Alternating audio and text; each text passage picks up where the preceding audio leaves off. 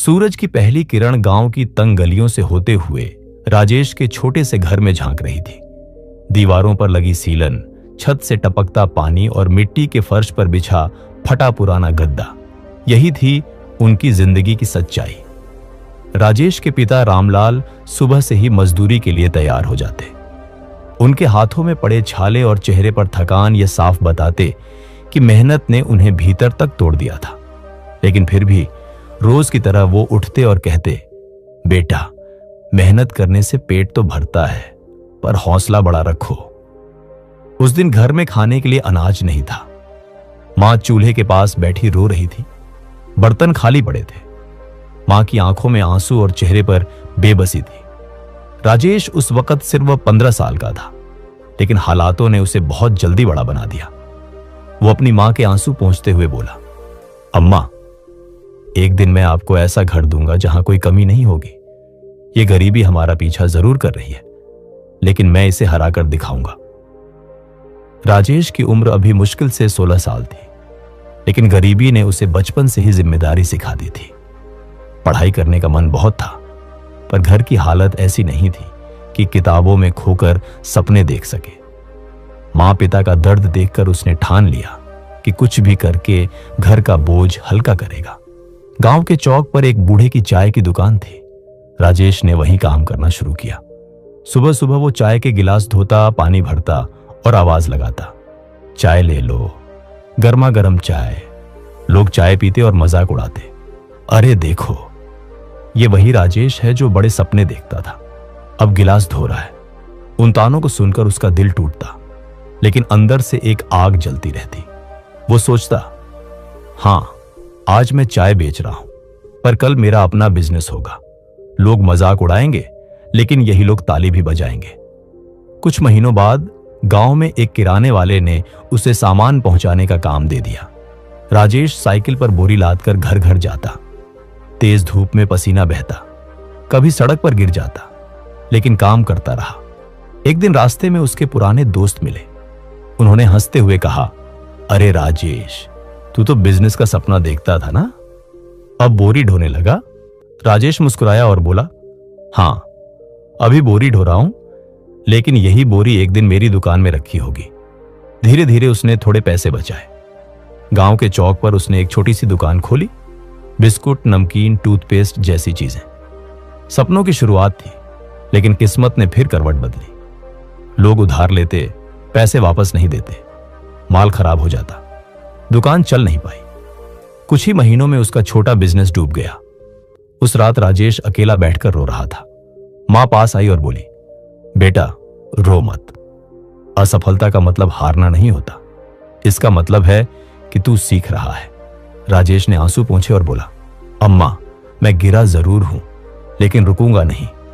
एक दिन यह असफलता मेरी जीत की नींव बनेगी। दुकान बंद होने के बाद उसने कंस्ट्रक्शन साइट पर काम करना शुरू किया।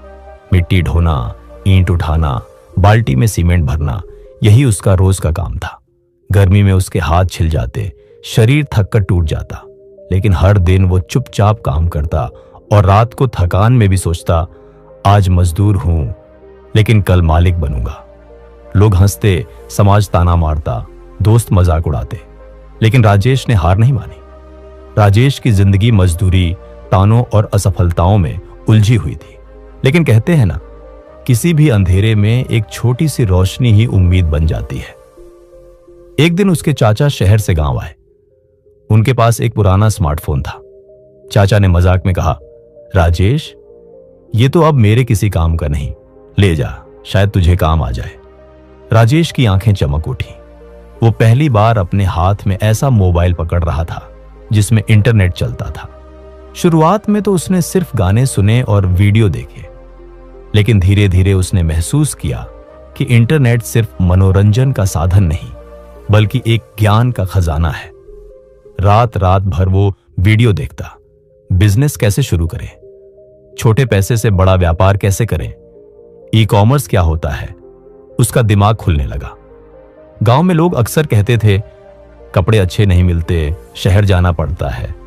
यहीं से राजेश के दिमाग में आइडिया आया, क्यों ना मैं ही लोगों तक कपड़े पहुंचाऊं, छोटे छोटे डिजाइन वाले कपड़े ऑनलाइन खरीदकर गांव में बेचूं। राजेश ने बहुत सोचकर शहर से कुछ सस्ते कपड़े खरीदे और अपने मोबाइल से फेसबुक और व्हाट्सएप ग्रुप पर उनकी फोटो डाल दी। लोगों ने ऑर्डर करना शुरू किया। शुरुआत में छोटे छोटे प्रॉफिट हुए, लेकिन राजेश को समझ आ गया कि रास्ता यही है। दिन में मजदूरी करता और रात को मोबाइल पर ऑर्डर लेता। कभी साइकिल से कपड़े पहुंचाता, कभी पैदल। कई बार ग्राहक पैसे नहीं देते, कभी सामान खराब निकलता। कई लोग कहते ऑनलाइन काम करके कोई अमीर नहीं बनता, लेकिन राजेश हर गलती से सीखता। वो कहता बिजनेस में सबसे बड़ा लॉस वो है जब इंसान कोशिश करना छोड़ दे। धीरे धीरे उसने छोटे ग्रुप से निकलकर ई-कॉमर्स प्लेटफॉर्म फ्लिपकार्ट, अमेजन के बारे में सीखा। मोबाइल से ही अकाउंट बनाया, प्रोडक्ट्स लिस्ट करना शुरू किया। पहली बार जब उसके अकाउंट पर 50 ऑर्डर एक साथ आए तो उसकी आंखों में खुशी के आंसू थे। वो भागकर मां के पास गया और बोला, अम्मा देखो, ये मोबाइल अब हमारे लिए सिर्फ फोन नहीं, ये हमारी तकदीर बदल देगा। राजेश का छोटा ऑनलाइन बिजनेस अब गांव से निकलकर शहरों तक पहुंचने लगा था। लोग अब उसे हंसी का पात्र नहीं, बल्कि बिजनेस करने वाला लड़का कहने लगे। राजेश का छोटा सा ऑनलाइन बिजनेस अब धीरे धीरे बड़ा होने लगा था।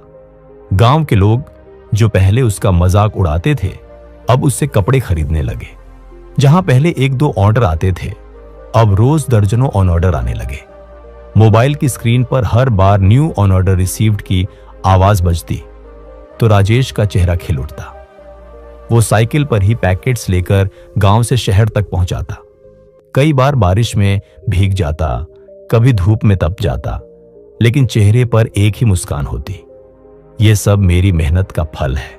1 महीने बाद जब उसने हिसाब लगाया तो देखा कि उसके पास उतने पैसे हैं जितने उसके पिता साल भर मजदूरी करके भी नहीं कमा पाए थे।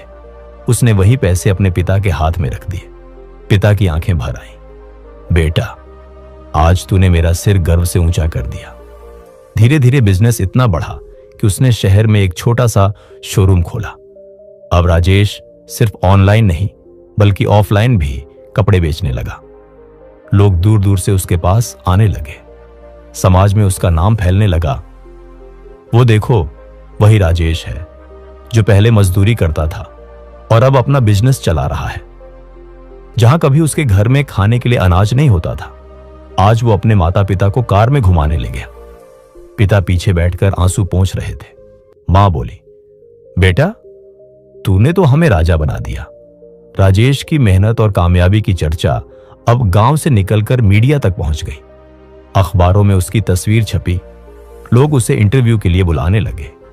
वो अब एक रोल मॉडल बन चुका था। जिन लोगों ने पहले मजाक उड़ाया था, वही अब उसके दरवाजे पर खड़े होकर कहते, राजेश हमें भी सिखा दे कि बिजनेस कैसे करते हैं। राजेश मुस्कुराकर सिर्फ इतना कहता, अगर मजाक उड़ाने में ताकत लगाते तो शायद आज तुम भी मेरे साथ खड़े होते। राजेश का बिजनेस लाखों का टर्नओवर करने लगा। गांव के गली कूचों से शुरू हुई उसकी मेहनत अब देश भर में गूंजने लगी। वक्त का पहिया घूम चुका था। जहां कभी राजेश का घर मिट्टी और सीलन से भरा हुआ था, आज उसी जगह पर एक भव्य पक्का मकान खड़ा था। राजेश ने अपने माता पिता को उस नए घर की चौखट पर लाकर खड़ा किया। मां की आंखों से आंसू बहने लगे। वो दीवारों को हाथ से छूकर बोली, ये सब सच है ना बेटा? मैं तो सोच रही थी कि शायद ये सपना ही रहेगा। राजेश ने मां का हाथ पकड़कर कहा, अम्मा आज से ये घर आपका है। अब कोई रात भूखे पेट नहीं गुजरेगी, कोई दिन आंसुओं में नहीं कटेगा। लोग चारों ओर इकट्ठा थे, गांव के बच्चे, बुजुर्ग, दोस्त और वो सब लोग जिन्होंने कभी मजाक उड़ाया था। राजेश ने सबके सामने कहा, गरीबी मेरी किस्मत थी, लेकिन अमीरी मेरी मेहनत से आई। किस्मत बदलती नहीं है, उसे मेहनत से बनाया जाता है। तालियों की गड़गड़ाहट गूंज उठी। पिता की आंखों से आंसू बह रहे थे, लेकिन चेहरे पर गर्व की मुस्कान थी। एक गरीब लड़के ने चाय बेचने से शुरुआत की, मजदूरी की, असफलताओं का बोझ झेला, लेकिन उसने हार नहीं मानी। इंटरनेट और हिम्मत को हथियार बनाया और वही लड़का आज लाखों का बिजनेस चलाता है। ये कहानी सिर्फ राजेश की नहीं, ये कहानी हर उस इंसान की है जो गरीबी से लड़कर सपनों को अमीरी तक ले जाना चाहता है।